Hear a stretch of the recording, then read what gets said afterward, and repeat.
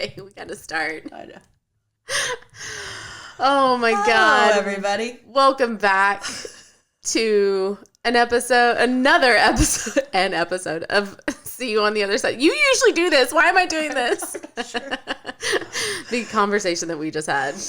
So uncomfortable. It was her. I'm like fidgeting over here in the corner, like squirming in my seat. It was, I feel like it takes us a little bit to get warmed up. Like, we'll start recording and then we'll have like a random ass side conversation. And I like that you said foreplay because it was literally about that. It's podcast foreplay.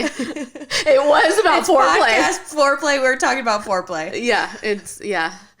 Leah's so uncomfortable. Such an uncomfortable topic for me. Yeah. It's fine. I can talk about it. I can do uncomfortable things. I can do hard things, and I can have hard conversations. Oh, my cheeks hurt. Same. So that's actually what I wanted to talk about today is uncomfortable things in a nutshell is feelings and emotions. Oh my gosh. What a, I feel like taboo thing. So I kind of feel like this can piggyback off of our last episode that we did together, the mental health episode.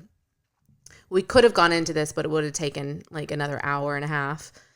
But I remember sending you a Marco one day about emotions. And if you don't know what Marco is, let me tell you. We just got onto it.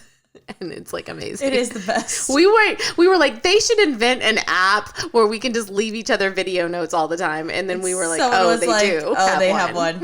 Of course they do. Idiots. Duh. We've been sending video messages back and forth for like a year and didn't know that there was an easier way. So anyway, I leave her this Marco and I'm like, what is it about emotions that people try so hard to avoid? Having them or feeling them or seeing them even. Like, it's just emotions. And I say this all the time and I know that it's nuanced and I know that like some people would be like, well, but I get that. But like, it's a feeling. It's an emotion. And sometimes they can provoke physical feelings, so I can understand how and why they feel so overwhelming. And I'm not saying I don't get overwhelmed by emotions myself. We do.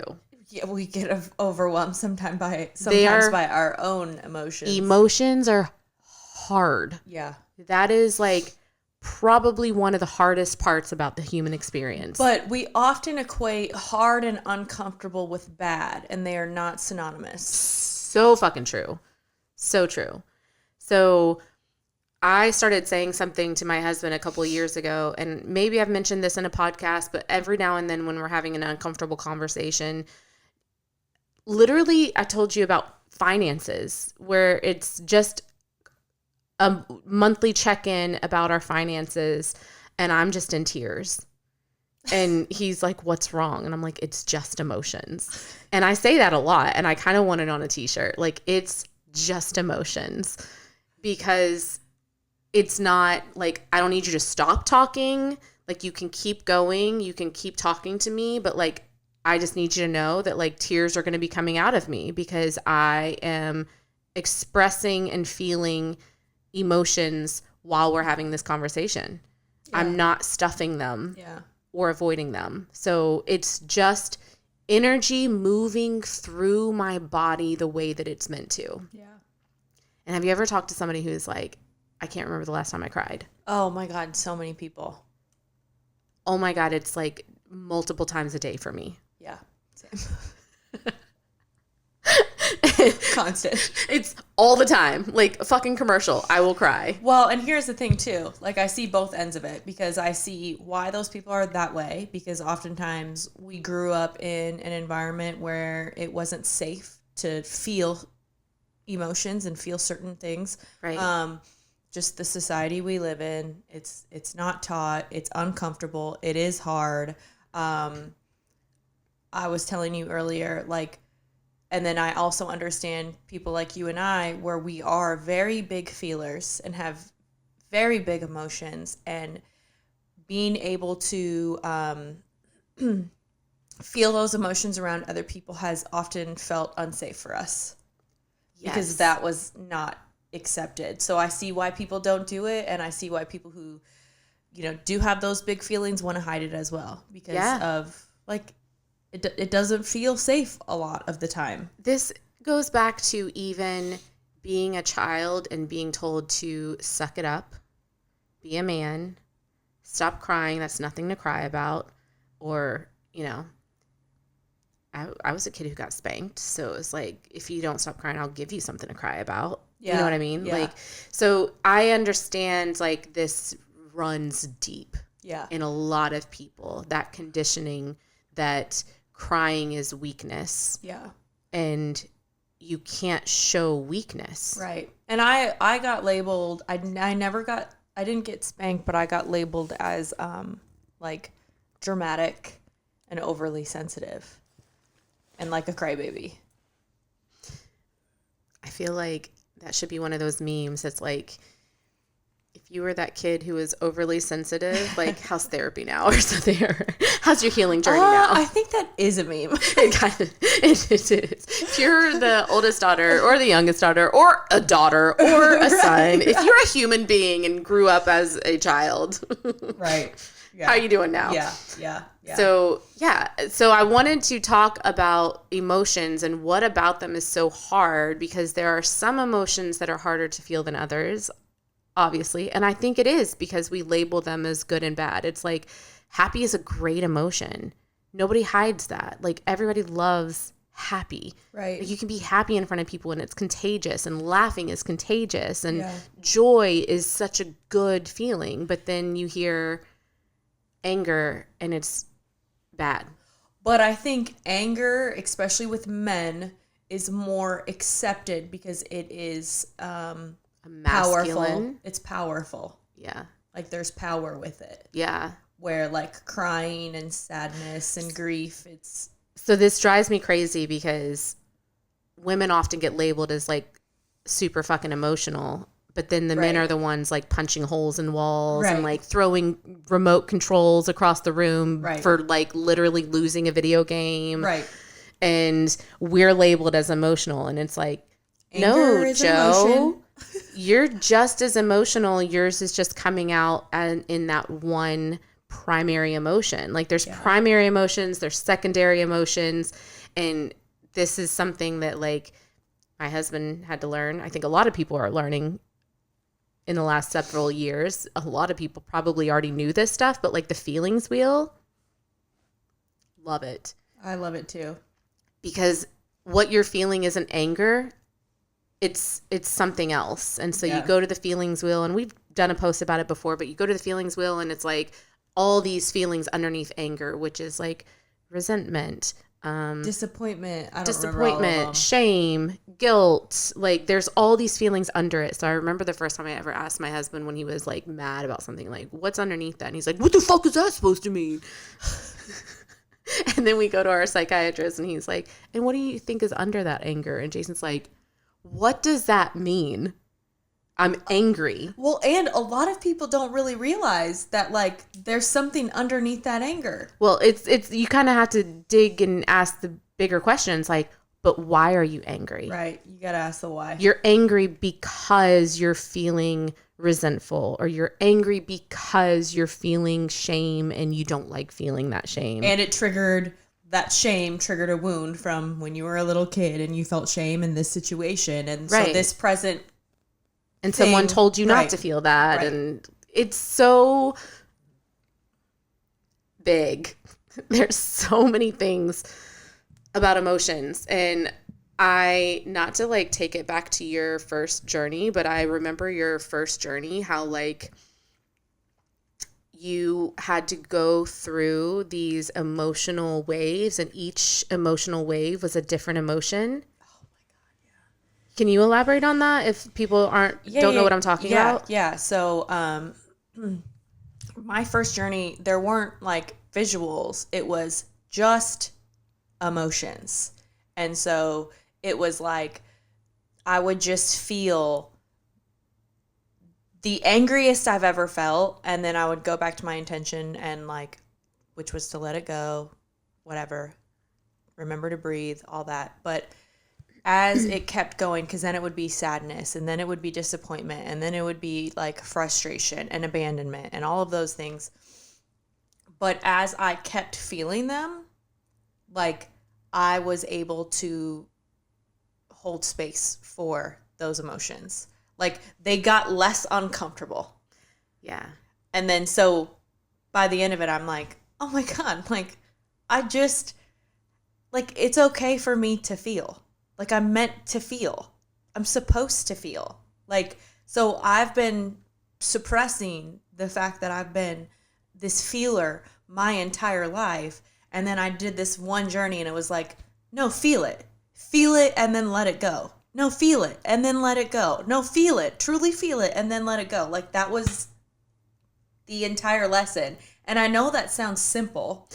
It does. But it's incredibly profound because how often do we truly embody that in our lives? Sit with it and feel it. Yeah, and then I think, too, it's like I need those. I try to do a journey once a year because with just conditioning and life and all of those things, like things get piled on, and then it's like it's this reset of like, oh no, like you're here to be, you're here to feel, remember who you are, like all of that. So it's like I do need those reminders because life happens and conditioning still happens, and so like I have to continuously do the work to like not shame myself to feel those things. I feel like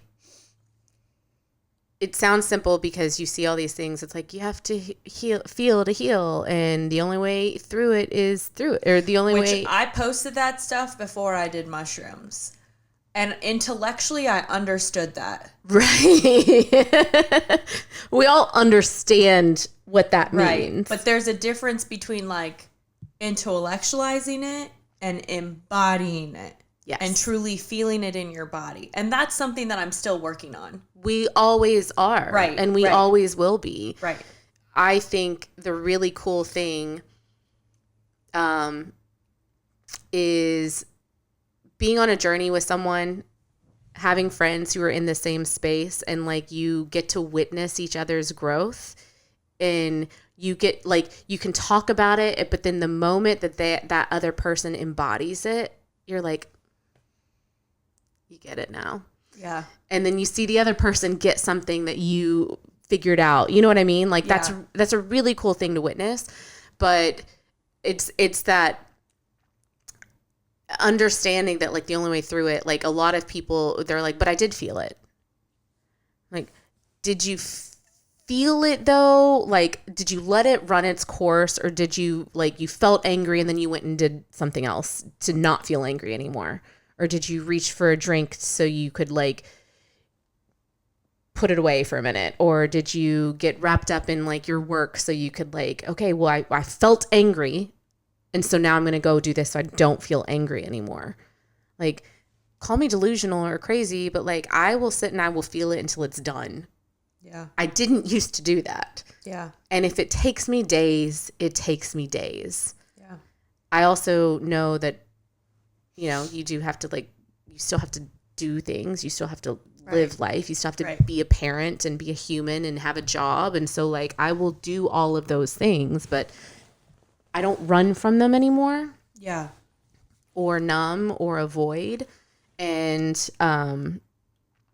I guess that was going to bring me to my like next thing is, have you ever heard the word emotional sobriety?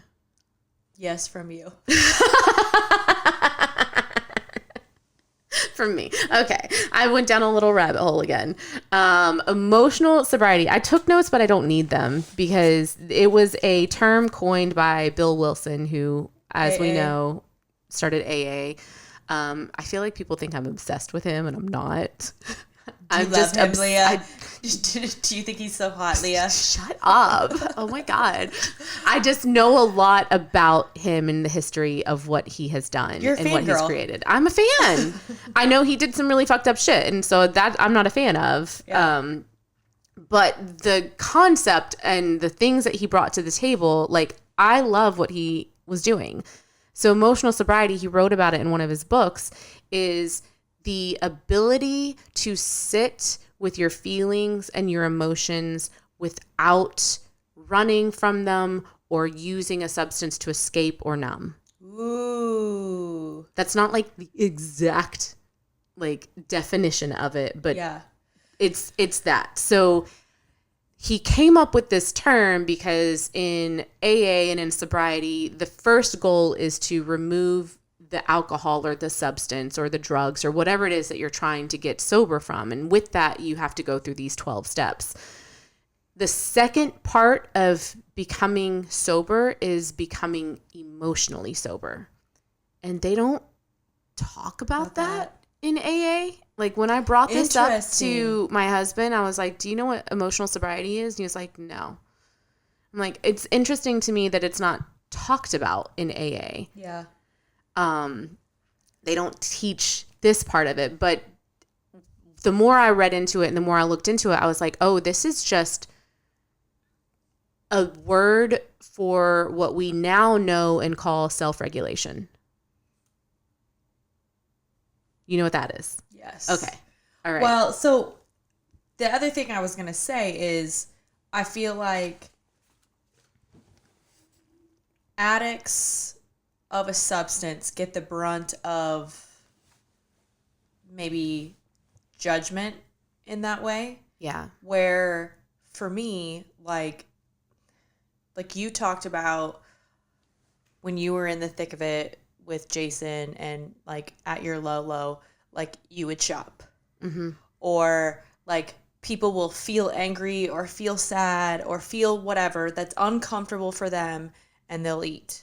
Mm-hmm. Or they'll shop or they will get to work or like, so it's not just people who use. Not just addicts. Yes, but I feel like they're the ones who get kind of the brunt of that type of judgment. Right. When it's like. No, we all do it. Right. Like. We all have escapes. Yes. Your phone. We all have coping skills. Social media, like you feel a certain way, so you just go and disassociate and look at your phone. There are like, to me, there are like healthy coping and unhealthy coping skills. And it's all very, very, it's nuanced. I'm like so afraid to speak on this because I'm like, I don't want anybody coming after me being like, you don't understand what it's like. And I don't know why I'm feeling like that right now because we talk about a lot of shit. Yeah, I'm like, where I never give a fuck. Yeah. Come at you in what way? Okay. So I feel like the ability to sit with your emotions sober, and I don't mean sober from alcohol or drugs. I literally mean like that, like being able to sit with them without running from something is very difficult to do. And so for me, I think sometimes people think that if they are on SSRIs or some type of antidepressant or mood stabilizer that they are still sober. And I'm like, but actually you're still numbing to a degree. You're still, that's why I feel this way. Yeah. Because there are a lot of people in AA or in groups like that. And again, this conversation isn't about sobriety from alcohol or drugs. This is emotional sobriety. Right. So it's different, but I'm going to AA because that's like what I know in my life and what I can relate to. There are a lot of people in AA who are still on antidepressants because they don't know how to sit with their feelings without the alcohol. The alcohol is something that they use to run from it, and then they turn to something that numbs it. Yeah. And I'm saying that because when my husband was first sober in that first year, which to anybody who's ever gone through this, that first year is the hardest for anybody in a sobriety journey. And it's incredibly difficult on the spouse or the partner as well. And someone recommended that he go on medication because he was having a really hard time feeling his feelings. Yeah. and having a really hard time. And this is something that I can speak on. Like a lot of addicts, some of those feelings that they run from or numb is guilt and shame. And those are two, and I hate saying bad feelings, but those are feelings that we have labeled as bad. They're horrible.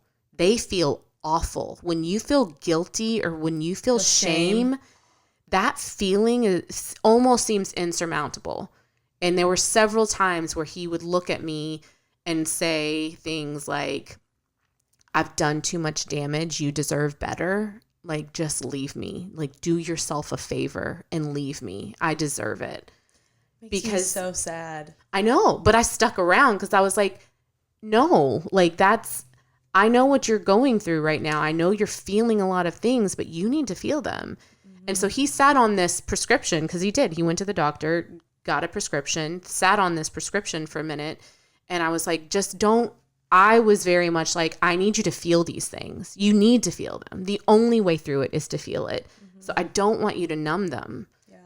And we sat and talked with our psychiatrist. I said, please don't start taking them until we talk to Dr. Shealy and see what he says. And we made an appointment. Dr. Shealy was like, I really think you will get through this much quicker if you feel them to their fullest extent. Yeah. You need to feel these things. No matter how uncomfortable. He needed to feel guilt. Yeah. And he needed to feel shame. Yeah. And sorry, I'm not trying to go on like a side tangent about sobriety, but that's kind of why I was like, this is a topic that I like want to tread lightly with, because I don't want to feel like I don't want it to come across as I'm like judging people if you're on medications, but I just want you to hear this. Yeah. And know what this is saying. Well, and I want to add to that because we have a lot of people who come to us and they're wanting to do a heroic journey. Yeah. And they come to us for help and to ask questions and all of that. But there have been a lot of people who they are on an SSRI or a benzo and they want to go from the SSRI straight to a mushroom journey because they're thinking that it's going to do it's almost like they took the SSRI and then they've been taking it for so long and they feel like it doesn't work anymore. And then so they want to do another modality and just go right to it. The problem with that is they're very different medicines who have, again, SSRIs kind of numb those feelings, where if you do a mushroom journey, it brings feelings to the surface and it can bring uncomfortable feelings like the guilt, shame, anger. All the stuff that you've been trying to avoid. All of the stuff that you've been numbing and trying to maybe avoid or kind of push down, it's going to bring it up. And so we always like to warn people, like, these work in very, very different ways. And if you're not ready for the mushrooms in that way, then it might not be the right time, or you may need to work with a therapist and work on like slowly learning to feel your feelings, because you can do this and it may feel like it's too much because you're not used to feeling the things that you need to feel. I really like what you just said. Like, work with someone on slowly working on how to feel your feelings. Yeah, yeah. That, I think, is what we were never taught. Never. And sometimes I also don't think that talk therapy is necessarily the it can be, but it might not be the modality to best help you with that. To which I say somatic therapy can be something to look into and could be very beneficial, because it's like you are learning to sit with that feeling and like, where do you feel it? What does it feel like? And get curious about it. Yeah. Because it's there for a reason. Right. And, suppressing it, it's going to come out. It may not come out in the same way. It may come out when you're arguing with your partner, or you're talking to your kids, or, some present moment triggers an old wound, So I highly, highly encourage somatic therapy. That's a good one. If it's something that like you genuinely want to work on. And it seems easy talking about it now, but I feel like I remember having to have conversations with my husband about, like, he's like, what do you mean feel your feelings? And it seems like, what do you mean? What do you mean? Like, how do you not know how to feel your feelings? Mm-hmm. I don't think I realized how many people don't know how to do that. Yeah. Because I didn't fully know how to do it. In the last episode we did, you brought up how when I was on medication, when I was on SSRIs, like I was kind of numb to the things that he did. Yeah. And we could go into that if we wanted to and talk about Summer House and the situation that's happening and the person who is numbed out, because I don't know if should we little bit. Why not? Christina's got me onto Bravo. I'm sorry. My husband is so mad at me. Okay, let me just let everyone know. I have my mom was a single mom, so a lot of times she wasn't home. So you know what I was watching? The Real World. Okay. When I was but you know why? Because I like watching, and now it's gotten to the point where I've cut back on it so much because I'm a lot of these things have gotten really ridiculous, but I just like watching people and do what they do, just whatever, how they interact with others, how they respond to conflict. I like the psychology of people just being together and you just... The different dynamics. Yeah. I didn't start getting into this stuff until last year. Sorry. It's okay. You gave me a list and I'm going down the list. And I can definitely say the psychology behind these shows is very, very interesting. And some people are like, oh my God, I can't believe you watch that trash TV. That's what my husband says anyway. This is so trashy. This is so dramatic. This has to be affecting you negatively. And I'm like, maybe pre-healed Leah, it probably would have affected me negatively. But where I am now, it's interesting watching it because I'm watching these things happen and I can tell who's evolving and who isn't. And it's in Summer House. I'm only on season 6 right now, but I am watching my marriage on TV. Yeah. And it is hard. Yeah. Because this person is an alcoholic. Yes. And no one's saying it. And no one talks about it. We've talked about this. So who we're talking about, if you watch the show, his name is Kyle Cook, and he's the one who started the show Summer House. They go to the Hamptons they live in New York City, but they go to the Hamptons every weekend. He's in his 40s. His wife is maybe a decade younger. I think they're 9 years apart. Yeah, he has cheated on her. He gets blackout drunk and cheats on her. Yep, he gets blackout drunk, and he's in his 40s. And you watch him from season 1, and I think now they just wrapped up season 8. He has not evolved at all. It's hard, but he never gets flack for it because he's the fun drunk.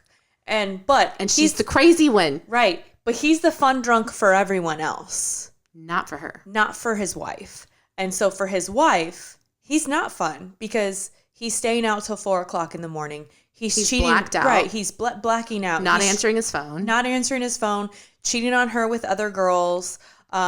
He gaslights the shit out of her. He tells her she's boring. She's no fun. Yeah. They have, and this is, I'm like, you're an idiot, but they have an alcohol company. They literally own a company that is an alcohol. Yeah, yeah. So they own a company, Loverboy, and so he has to go out promoting their products on the show. They drink Loverboy night and day, all the time. And so I'm like, at what point is this going to start turning? It already is, and we're watching it turn into a problem.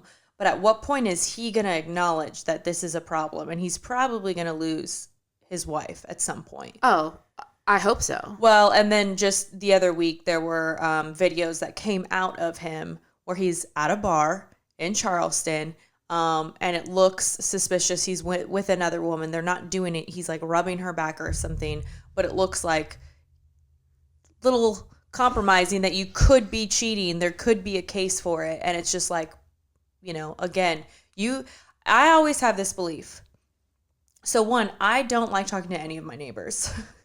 Tony used to always hang out with his neighbors, and they used to like all drink and hang out all the time. My personal opinion, when you get a group of adults who are parents who are maybe not working on their marriages, are unhappy individually, and then you all party together and get fucked up to escape your problems, bad shit is bound to happen. It's inevitable. It's just a matter of time. And so you're watching these shows and you're watching this train wreck, and it's fucked up to watch, but I think sometimes you see yourself, especially your wounded self, in a lot of these people and how they respond to their partner, how they respond to conflict, how they take care of themselves. It's pretty wild to watch. It's incredible to watch. So I'm still 2 seasons behind, but like I will watch a few episodes and then like message you and be like, I don't know what's going on now, but this is what I'm seeing and this is how I feel. So I was messaging you about Amanda and the way that her husband talks to her after he's been out drinking. Like, it's not a big deal. Everybody was out. And I'm like, it's literally like watching my fucking marriage pre-sober husband, where I would just get gaslit into, I'm not allowed to be angry because everybody gets drunk and nothing happened. Chill the fuck out. Like, I came home, didn't I? Like, and the emotional turmoil that she goes through when he's not picking up his phone, like, and then gets labeled as crazy. Right. For calling him 27 times in a row. Right. If they had kids, like, we had kids and he wouldn't come home and I would be freaking the fuck out. Yeah. Once I went on medication, I stopped caring. Like, it was just like, well, he'll come home whenever. It's fine. Yeah. If he doesn't, he doesn't. And I said to you, if she's not on medication yet, she will be. And I didn't know. Spoiler alert. I did tell Leah. I was like, well, she just announced on this most recent reunion, she is on antidepressants. Because depression runs in her family. Yes. And when she said that, I was like, oh, girl. It doesn't, though. We've said this before, but like, no, it doesn't. Like, it's not a chemical imbalance. It doesn't run in your family. Like, what I think does happen is you are not taught these things. Like, you don't know, you're not standing up for yourself. And she does. She tries, but she gets shut down. So it's like, it's just incredibly hard to watch, because I used to be that person who thought I had a voice, and then I was overpowered and overshadowed, and I became the shell of myself. Yeah. And that's what I see in her. And it's, and he's so likable by everybody else. It's so infuriating. But the thing is people still think like depression is a chemical imbalance and it runs in your family. And to that, I argue, okay, let's say your mom was depressed. Okay. Now imagine being raised by a mother who has severe depression, and what that may be like for a child, and that's all that they know. But the patterns that she has, the behaviors that she has, the way that she deals with conflict, the way that she deals with herself, like the self-worth, you are learning that. So it's not necessarily like she has it so you automatically have it. Right. It's that is your environment, and that's what you're being taught. Those are the coping skills that you're learning from. Right. Like, you're learning how to behave. Right. Through that. Right. Childhood. And also you're probably being raised by a mom who didn't have the tools and wasn't equipped, and so didn't know how to handle or deal with something like depression. And so you are like, we have tools now. Yeah. So I don't really know where I was going with that, but it was just an interesting concept. I Yeah. remember taking a class several years ago, and it was about psychedelics and SSRIs and antidepressants, and it was giving a visual of like why they say like you shouldn't be on SSRIs when you're doing psychedelic therapy, and why they try to really encourage like people weaning off. But this visual has always, always, always stuck with me. So when you are comparing an antidepressant or an SSRI or SNRI to psychedelics and the way that they work as medications, as tools, this visual, and I hope this sticks with other people too, was it's raining and this person is out in the rain on SSRIs unbothered. Like it's raining, but like it is what it is. mm-hmm. The person who was on the psychedelics, it was raining and they pulled out an umbrella. And that to me is the difference. Like Interesting. you can I love sit that. in the rain and be unbothered by it, or you can troubleshoot and figure out a way that you don't have to get wet. And that's kind of where I felt that. Like I was like, oh my God, I was so unbothered. And then it would get to a point where like I never had to up my dose. I weaned off after like the first round of dose. But I know several people who like go up and up and up in their doses because they start to feel things again. Yeah. Because your body builds a tolerance to it. There's someone I know who she's younger than me and she's at the highest dose that you can get. And she's still struggling. You know who I'm talking about. I do know who you're talking about. Yeah. As soon as And you said it's, that. yeah. And It's hard to watch. It's so hard to watch because she's grasping at everything. And I see the shame that she feels for still struggling with depression. And I'm trying to be like, hey, you should listen to our podcast. I know. You should check us out. Hey. But if you're not ready, Yeah. to see it, but it's hard to watch someone you know and love struggle with their feelings when you're like, oh no, baby, I want you to feel them. And it's going to be probably really hard and really uncomfortable for a little bit. But I do think like you would get a very much needed release from just allowing yourself to truly just feel it and let your body and listen to go what through those it. feelings are telling you. Because Yeah. had I been aware of that before, and I just always thought that I was going to like struggle with depression, and I didn't realize like, oh, I'm depressed because my environment isn't safe. I was about to say I can't that. feel my feelings because my environment is not allowing me to feel my feelings. Mm-hmm. So with that, can we go into like maybe co-regulation? Yeah. Because self-regulation is when you are capable of regulating your emotions without reacting. That's another part of emotional sobriety, is like you are able to get yourself to a point where you're not emotionally reactive. You can feel your feelings and then you can respond, which is like, that's a goal everybody should really have. Right. Like emotional reactions are not fun. Right.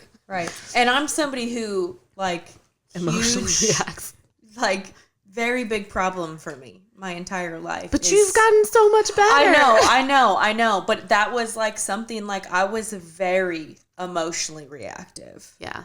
Like, and it was very instant. Like I felt anger, I reacted on that anger. So that should be, and I should have said this before, but that's another part of emotional sobriety. So it's not just the not reaching and numbing. It's also being able to not react in the moment. Yeah.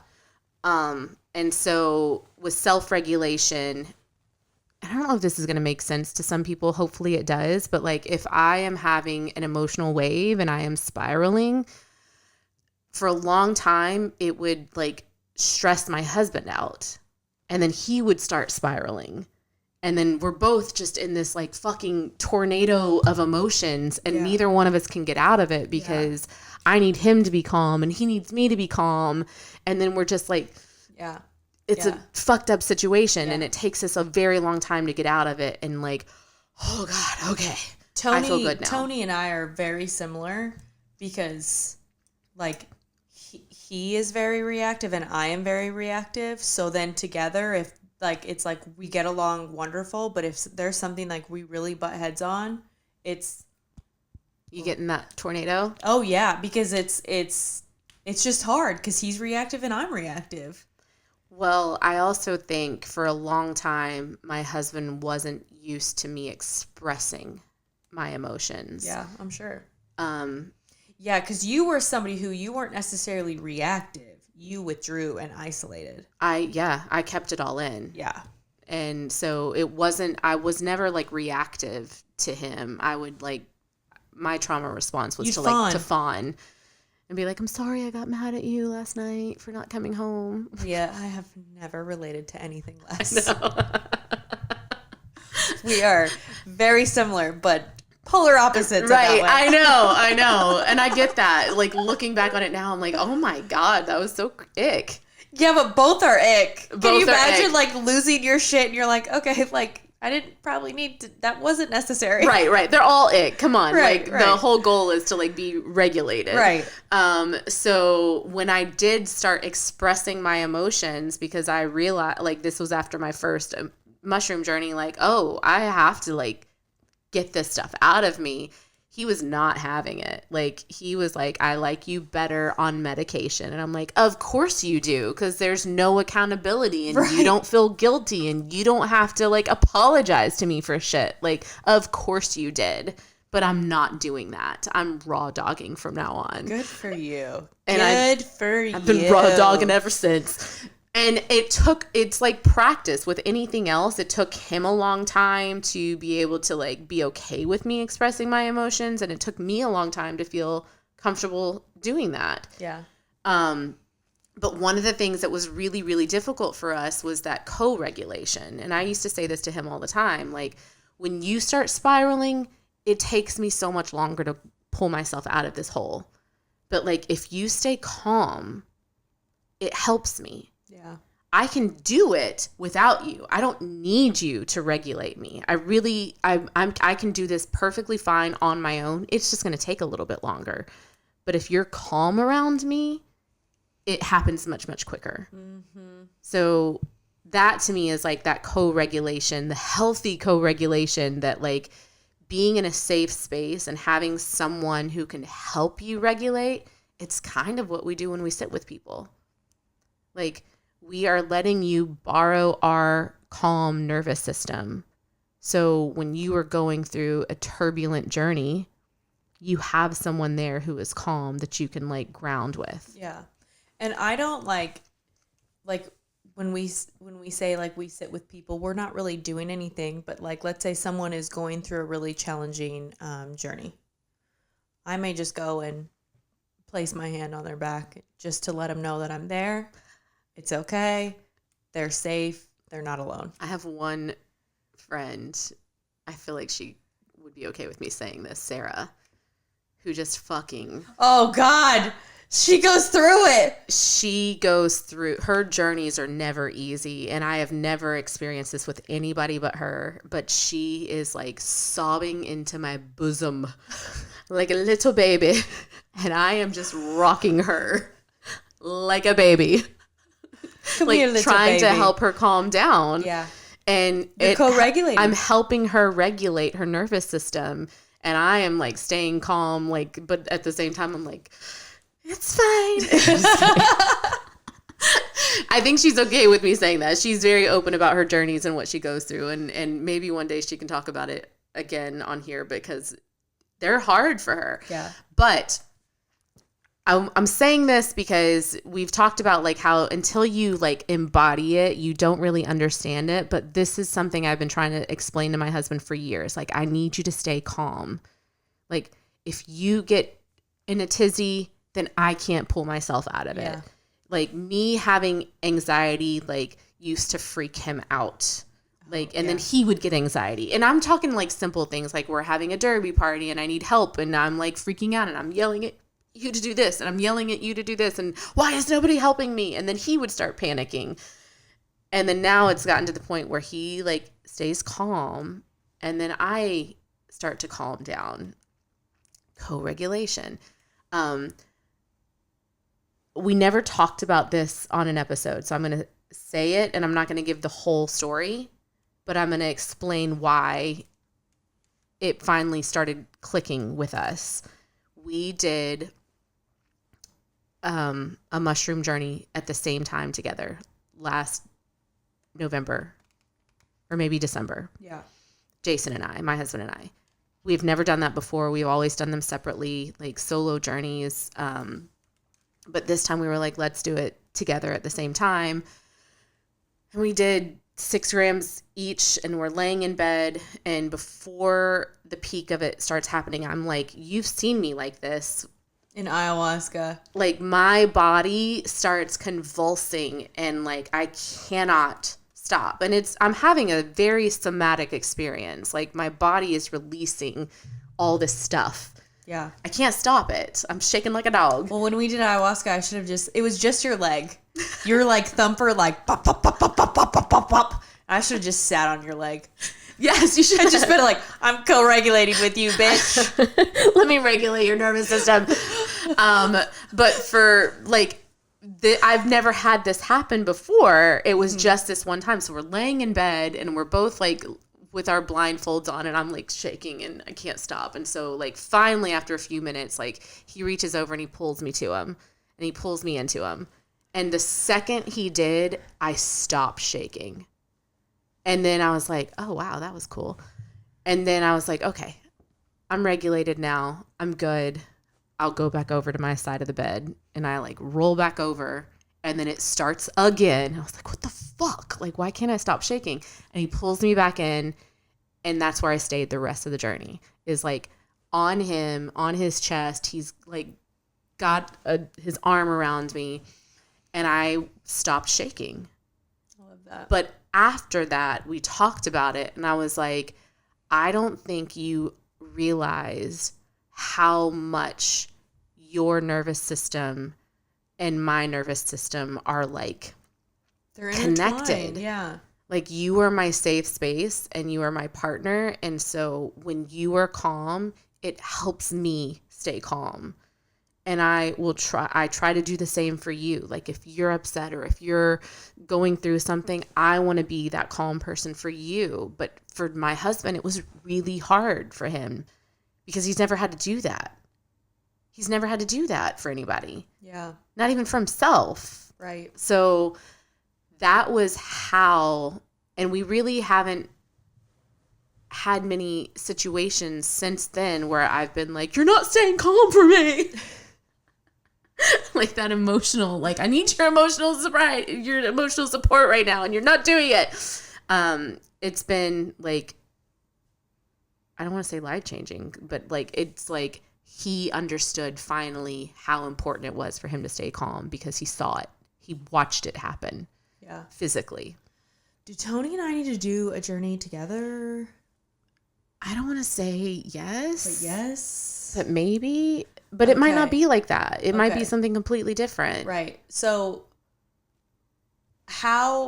since then, how has your relationship changed in the sense of like him showing up for you in a different way to help you co-regulate? And what does that look like? So first off, there haven't been a lot of instances where I've like gotten so emotionally dysregulated that I'm like losing my shit. We all know that last year I went through like my rage spells and that hasn't happened. But I was trying to give you an example the other day. Let's say like we rented our house out for the PGA tour. And so like for weeks before that, I was like so anxious and cleaning and doing so much. And you and I are very similar in that way. Like sometimes those little things can feel very overwhelming and I get very overstimulated and anxious about them. Yeah. And then like Yeah. It was a lot. It was so many things. And I was like yelling at like my kids, like, I told you to clean your bathroom and you didn't clean the bathroom. And even my 16-year-old was like, Mom, calm down. You need to calm down. And I'm like, don't tell me to calm down. But then Jason comes and he's like, do you need to take a break? And I'm like, yes. Okay. Yes, I do. And he was like, all right, go in the room. I'll help them with the bathroom. Like, he helps now. Or he'll check in with me. Like, there was an example I was telling you, and I don't remember the specifics of why, but like I was upset and I came downstairs and I was doing a workout and I was like up, like visibly, I removed myself from the situation and came downstairs and was like mid-workout. And he comes down and he's like, are you okay? Like, he checked in on me. Yeah. And even that, like, is not something he used to do. Yeah. Like, before, I'm like, what, you're not going to check in on me? You knew I was mad. You knew I left the room. And he was like, but he doesn't know what to do with that, though. Like, it's almost like, I know, but I'm scared of you.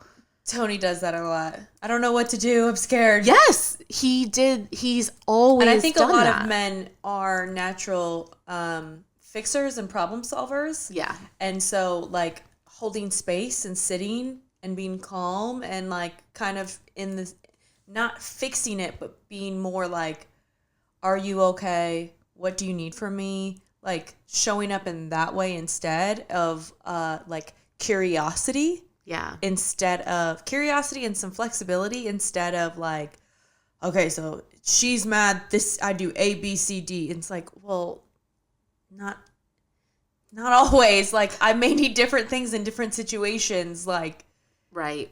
But their thinking can oftentimes be can I fix this? Black and white. Yes. And how can I fix it? Yes. And what if I can't fix it? Then we're fucked. Right.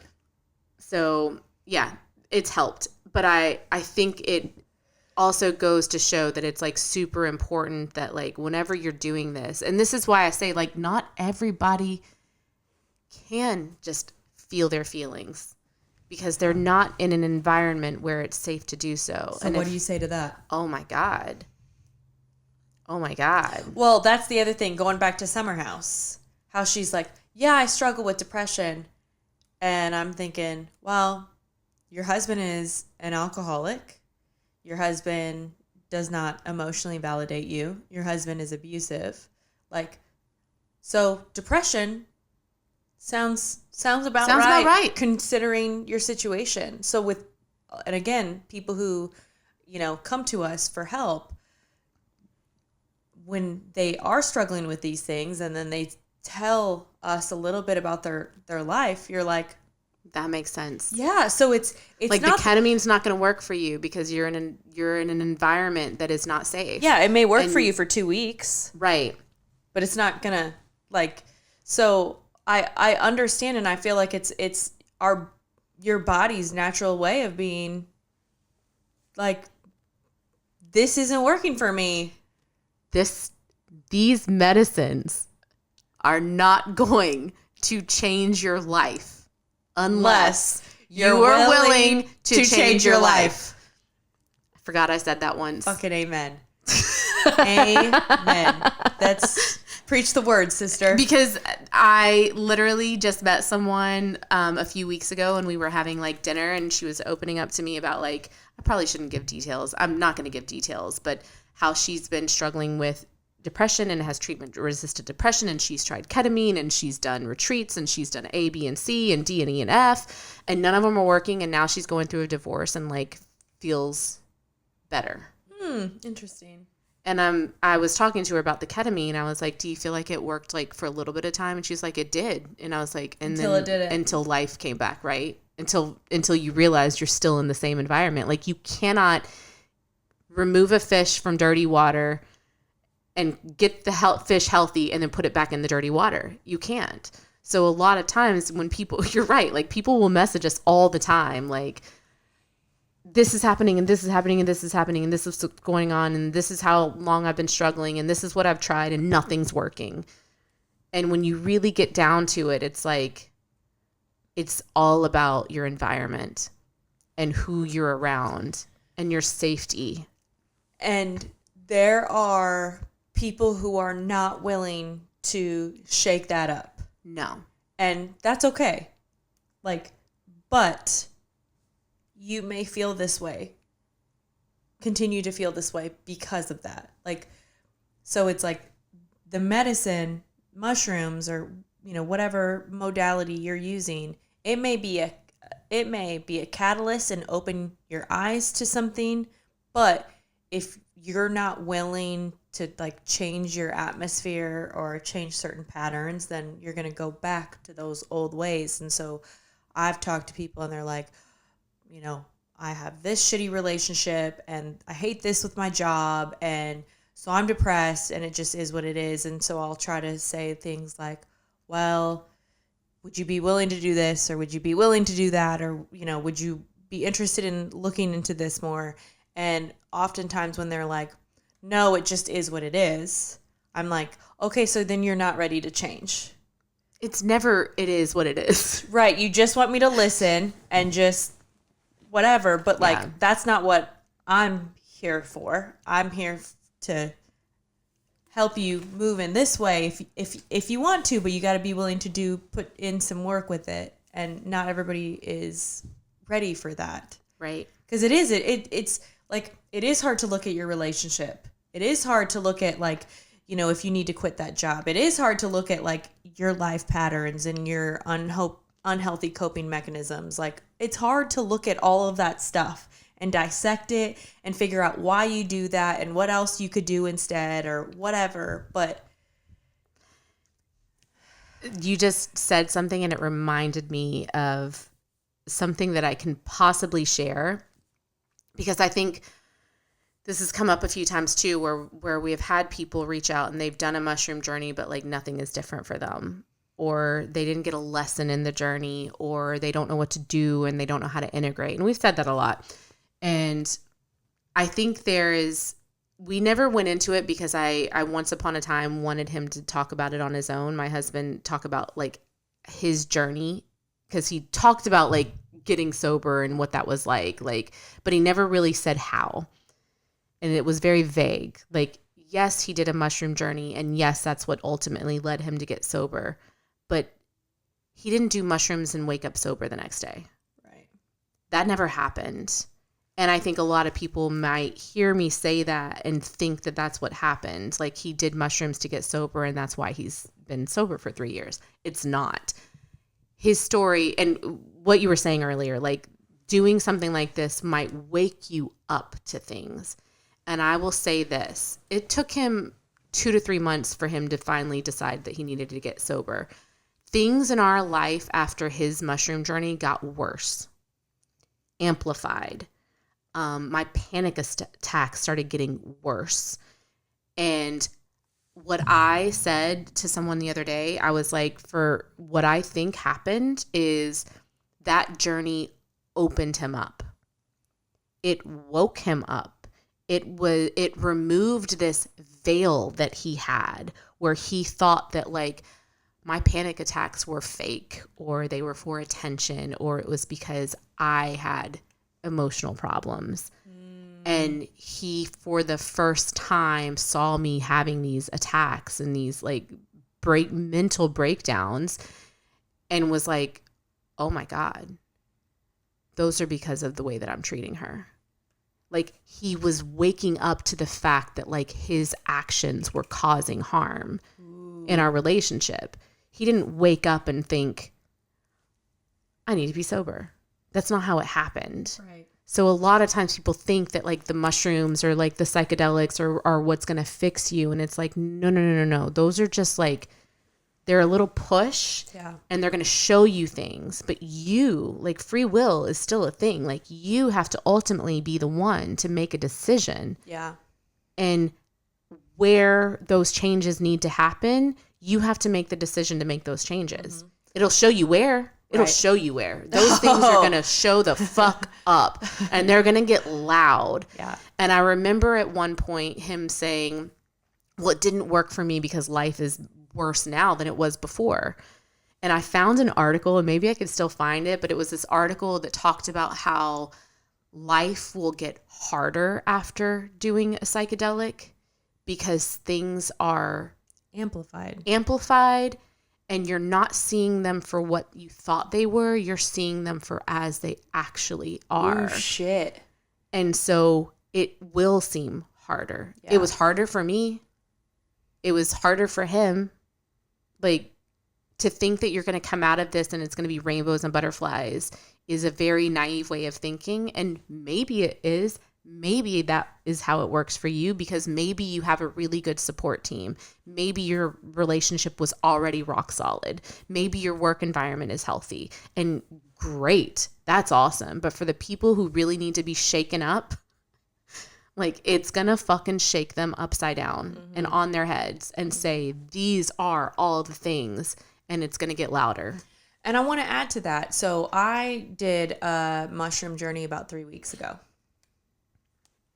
And that I have that we have not talked about. And I'm dying to hear about it. And this is like such a pattern, but my ancestors showed up again.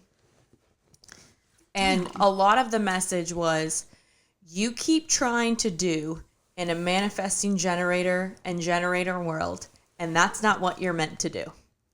You are meant to just be.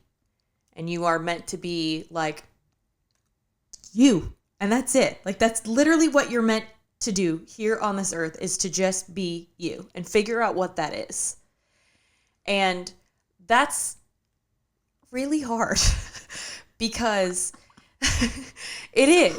It is hard. It's very hard, just because we live in a society that is a do society, and your worth is based on what you do. Yeah. And so, like, I have really struggled with what my purpose is, because I have always equated it as, what is it that I need to do here on this earth? And they were like, bitch, no, like, that's not it. That's not what you're meant to do. You're comparing yourself to everybody else and what they're doing. And you are not meant to do that. You are meant to be. But so I have had more anxiety since my journey. It's amplified. Like I actually kind of feel it right now, where I have felt like tingly in my arms and have just felt anxious. But I know why it is. It's because I've been too busy doing things and not just like being and sitting with myself enough. And so I've been trying to make these little changes, but I also know I have to like do a little bit more dissecting with my life and figure out some things that I need to say no to, so I can rest more and be more and just sit with myself, not go to my phone, not go to TV. We go on a lot of trips for Tony's work. You travel a lot. I have a lot of different hats with different little jobs here and there. And so it's too much. And my body's telling me it's too much, and you need to sit and figure out like the things that you need to say no to. And so instead of me being like, oh my God, I did this journey and now I have anxiety, this is annoying. It's like, no, my body is telling me that I need less. And so I need to like really take a look at that and figure out what I need to pull back from. Why can't we just live on a beach? I know. And be like, do nothing? Like, that would be, why do we have to live like this? Like, why does everybody have to live like why do we have to pay taxes? Why do we have to have jobs? Why do we have to like do all the things and buy all the things? I know. I just want like water and some land and to just like frolic. Because I agree. I think that like so many people are like, what's my purpose? What's my purpose? And I it's hard to like tell someone like, it's just to be you, be authentically you, because so many people don't know what that means. But it's hard because it's like, well, one, if you don't know your human design, there's that part. like, how do you know? Right. You know what I mean? Right. And so, like, there are people who in my life, like, I have a lot of wonderful people. Like, Tony is this hustler and entrepreneur. You go down these rabbit holes. This person has this thing. So I'm like, what is my thing? Like, I don't know what my thing is. And so I've struggled with that. And it's not personally against any of you guys. I hope you guys know that. It's No, I get it. Yeah. Because I like, you say that about me, but I'm like, but I don't think that's my purpose. right. I don't feel like that. But like, I probably bring something else to the table to someone else. Like, Right. Jason's probably not like, my wife is awesome. She goes down so many rabbit holes. Like, for Jason, I'm something completely different because I'm just doing what I'm supposed to be doing with that. Right. And there's even still a little part of me where I'm like, how am I meant to be then? Like, how, like, if like, if I'm just meant to show up as myself authentically, and then things will come to me, because that was the other thing. Like, you be you, and things will come to you for you. But I'm like, okay, but like, How do I be me?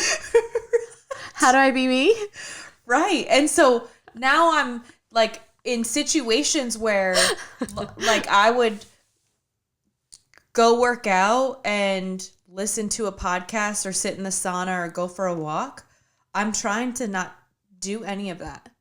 And just actually just sit with myself. Like, go for a walk without music, without Yeah. headphones, without your phone. Yeah, without the distraction, to just sit with myself and figure that out. And I think that's actually going to take a little bit of time for me. Holy shit. I think that that's like really hard for anybody. Mm-hmm. Like, I go on drives and I listen to music, but like, what if I just went on a silent drive? I'm constantly distracted, silent walk. even if I'm resting. You're right. Because I'm on my phone, I'm watching TV, I'm reading a When book. I'm resting, I'm watching TV. Right, and doesn't mean that those things are bad and I'm not going to not do those things anymore. But it's like, to me, like reading podcasts, TV, being with Tony, being out with other people, those are all wonderful things. But like, I don't sit with myself ever. Have you ever thought about doing like a solo retreat, but not like you have to pay a bunch of money and go and do a retreat. There's something, they call them something like solo journeys, where you are out in the woods for like a few days and it's just you by yourself and you don't have anything else. What if you... I would be worried about a bear or a man. Well, I'm just saying. Probably the man. I would be more worried about the man. Yeah. But instead of doing that, why don't you like book a cabin at Red River Gorge for just you for the weekend? Yeah. Because like, I'm with you on that. Like, I'm not like naturey enough to be out in nature by myself with a tent. I've never camped in my life. I am a glamping queen, but I have never camped. Like, when I say outdoorsy, like, I want like a bougie ass cabin with like quartz countertops, and I don't want it to look loggy. You and I camping is like comical. Giving me Paris and Nicole Richie vibes. 100%. Like, how do you do this? I can't do it. I can't do it. I'm just a girl. But yes, like, why you should do something like that. Like, just book a cabin away. What if like we book like cabins together, but like separate? Yeah. For the same weekend. Yeah. Here's the other thing too. Anybody else want to come? Does anybody else want to meet us at the gorge? But everybody's in their own separate cabins. Not talking to each other. Not talking to each other, but we're just there for moral support, knowing that like, if I need anybody, I can call you and you're like a cabin away. Right. Carpool. Yeah. Carpool. Just emotional regulation support. But the thing I realize is like, oftentimes when I was a kid, I was alone. And I want to go back to that, but from a different lens.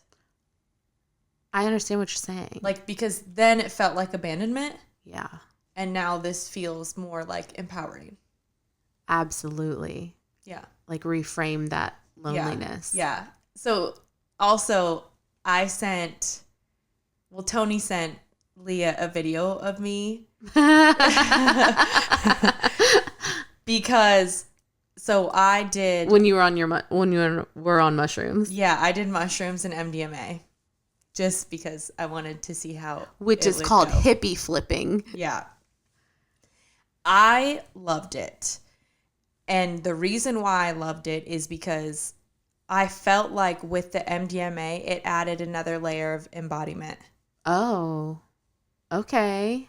Like, I was like going through this experience, but I was like feeling this experience. So part of it was... Because MDMA is like physical. Like, you're not going to hallucinate on MDMA. Right.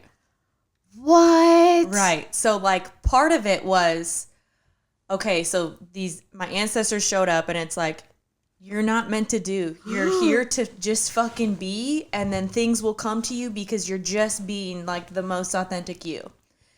And so the second part of it was like, okay, now bitch embody that. And so I felt like, I texted you, I felt like I had an exorcism in my bed, but I'm like, but not in a bad way. It was a good exorcism, but it was like me literally like feeling and embodying what it means to be me. So I was having like this whole experience on my bed where I was just like rolling around and like not touching myself in a weird way. Perverts. Not in a sexual way. Yeah, but like touching myself and like actually feeling like this is you, this is who you're meant to be. Now just go, actually, like, you're feeling it now, but now go live it and go be it and figure that out. Like, I'm giving you like a little taste, a little sample of what that means to truly like embody you and what you're meant to do here. Holy shit. So that part was wild. But then Tony sent you a video. I could not stop laughing. Yes. Like he came in to check if I was okay, and I could not stop laughing. And the reason why, like, I could not stop laughing is then the message was like, bitches try to be you, but they are not you. Like, so you can try, but you ain't it. Like I am my own unique self, and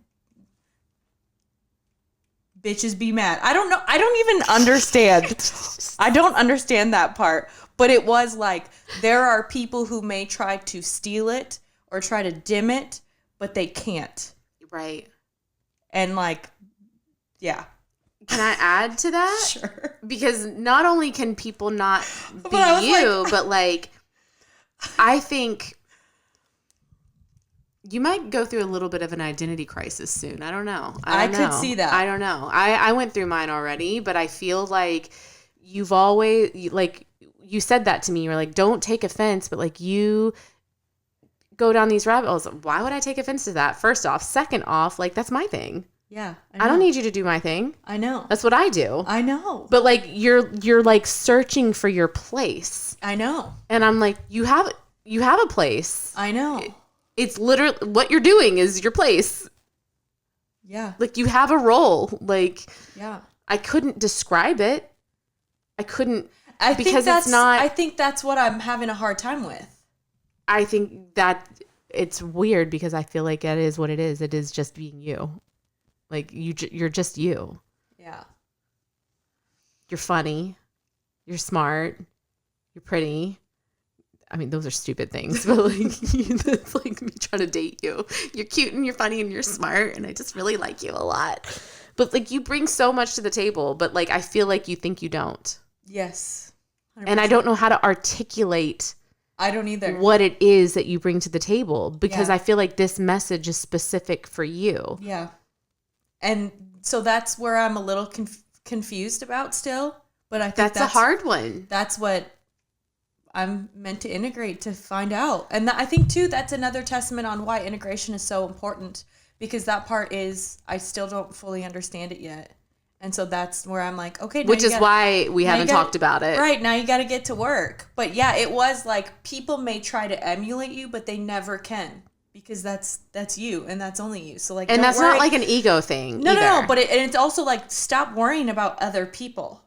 Yeah, like, just do you? Yeah, just be a bad bitch, and then figure what that means to you. I love that so much. How the hell do we start with emotional sobriety and end with this? I don't know. I love it though. I do too. I absolutely love it. I do too. I also love.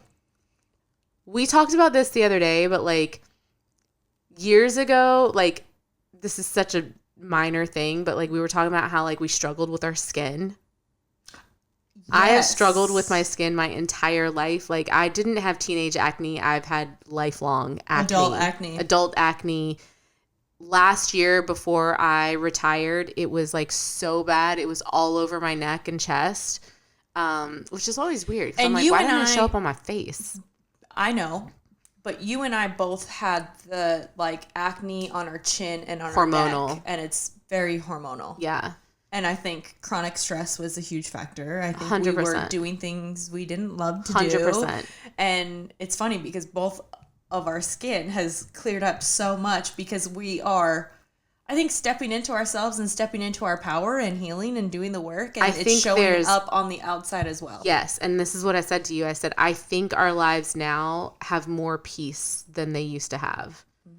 Like, it doesn't mean we don't go through shit, but, like, there's so much more peace in what we're doing and in our lives and in our family lives. And, again, it doesn't mean shit's perfect. No. But, like, there were just a lot of things that we had to let go of.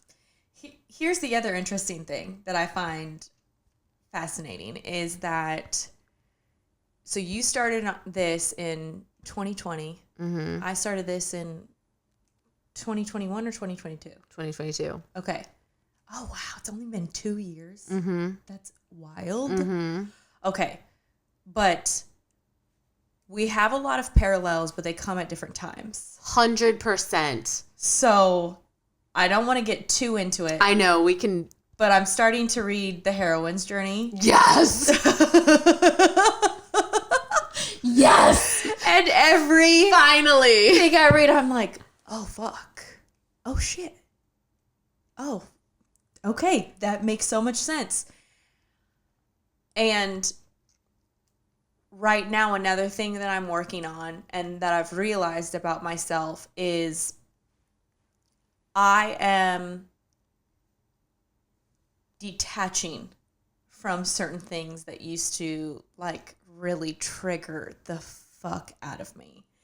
And so I brought something up to you, like I have felt anger about a parent of mine, and now I'm at this place where I feel, not saying that the things that I experienced when I was a child they were unfair, they weren't right, they were all of those things. Like I was allowed and valid to feel those things, and I needed to feel them. And I needed to separate myself from this parent because, like, I was angry and I was sad and I had grief and all of those things. But now I'm at the point where I'm like, they are not going to give me what I need ever. But I don't need it from them anymore because I have figured out how to give it to myself. I have learned how to be my own mother and my own father. And so I am able to still have them in my life because I've really felt like over the last month I've truly been able to like detach a little bit. The way that you said that to me when you texted me that, you were like, I don't know how to explain this, but I feel disconnected. I feel detached, but not in a bad way. And I was like, oh, yeah, I know.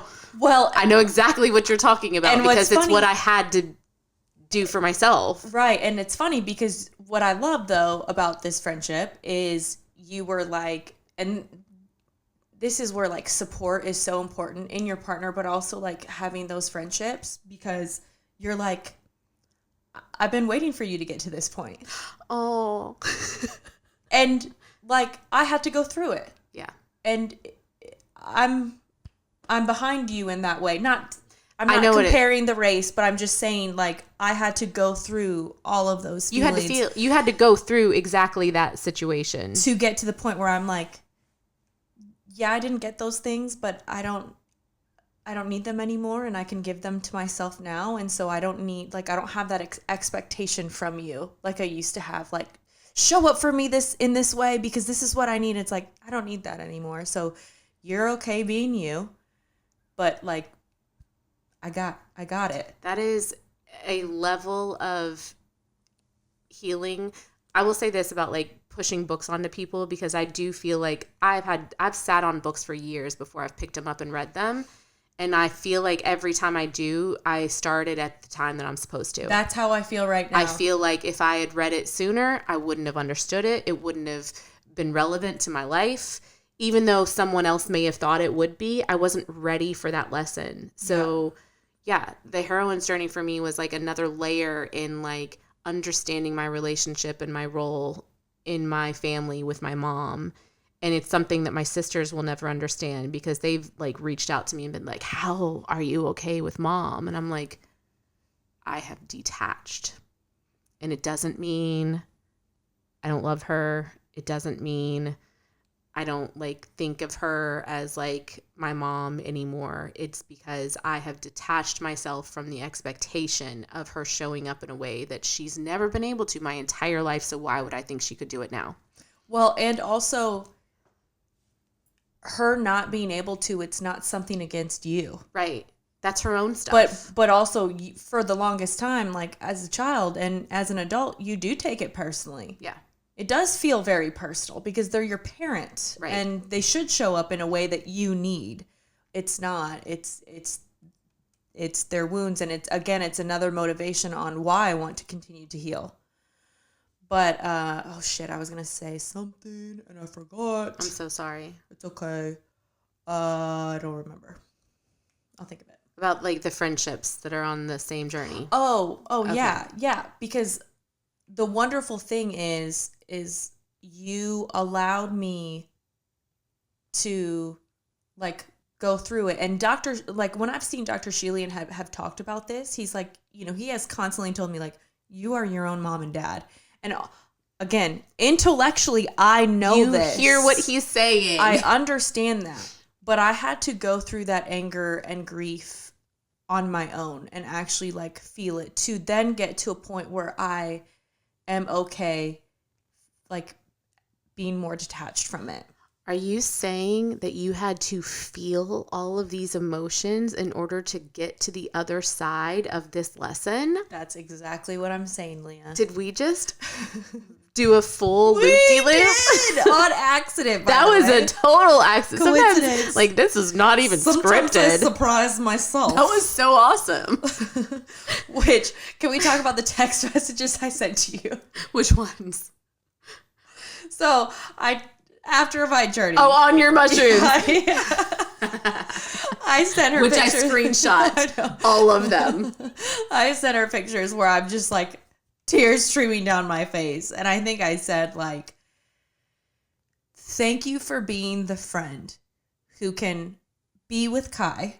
So you watched Kai. Be with Kai. And I know that he's safe while I can go and find myself again. And I think that is like,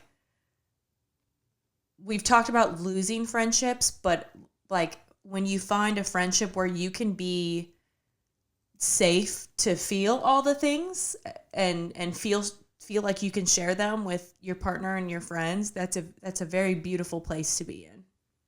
So I You're love welcome. that. Yeah. But thank you. That was what did you say? What did you say back? You're like, oh yeah, that's the MDMA talking right now. I was like, oh, you took some MDMA, didn't you? This is just a stupid funny thing, but like you sent me one photo of you like, I'm sobbing right now. And then like 20 minutes later, you sent me another photo of you sobbing. And I was like, you already sent me this photo. And then I looked and it wasn't the same photo. It was just a different photo of you sobbing. I was like, but they were like happy tears. Happy tears. Like, yes. You're like, oh my God. They're just feelings. It's just feelings. It is just emotions. Yes. And they are beautiful when they're good. Yeah. And they're hard when they're hard. I don't want to say they're bad because they're hard when they're hard. But look how far it's gotten you. Yeah. Well, going and then through all that shit. Also, too, like, if you're the feeler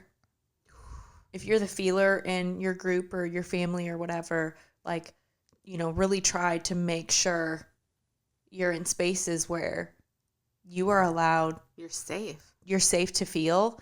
And then also, if you're somebody who is maybe a little bit, you have a partner that's the feeler, hold space for each other. Like, hold space where it is okay to feel those things, even if they feel very, very uncomfortable for you. Feelings are not going to kill you. Is somebody gonna match my freak? Is somebody gonna match my freak? AKA, you just can cry with me. And like, let me cry and you be my safe space. Yeah. That's what I mean by freak. That's it. Just hold space for me. That's our kink. 100%. That's a love language. Seriously. It's our kink, so. Okay. I don't have anything else to add, but I kind of like where this episode went. I do too. We haven't shot the shit in a while. It was Caduce to us. Caduce. Okay. Kudos. I know it's kudos. I've never heard you say that. It's a Bravo thing. Okay. Yep, but caduce to us. And if anybody, listen, this is a new thing that we just found out. Buzzsprout, our podcast platform, lets you send fan mail. Oh, yeah. Via text. Talk about that. So you guys could like literally text us mid podcast and like send us something. The thing is, we don't know who it's from though, and we can't respond. We could probably respond to them in episodes, but. Yeah, maybe we could do an episode where we're responding to different things. Yeah, because we got our first one. This is like a new update on Buzzsprout, but we got our first one on June 5th. And I'm going to read it because I think we should read them out loud read it to and people. Respond. I don't know who this person is, but they are from Stockton, California. They said, I'm a user of psychedelics. They do have therapeutic value, but only in the right environment with qualified therapists. You could really fuck your brain up, so you can't just woohoo, pop some acid, and I'm fine now. Not going to happen. And to that, we say, we know. That's why we have a podcast that talks about how to do these things safely.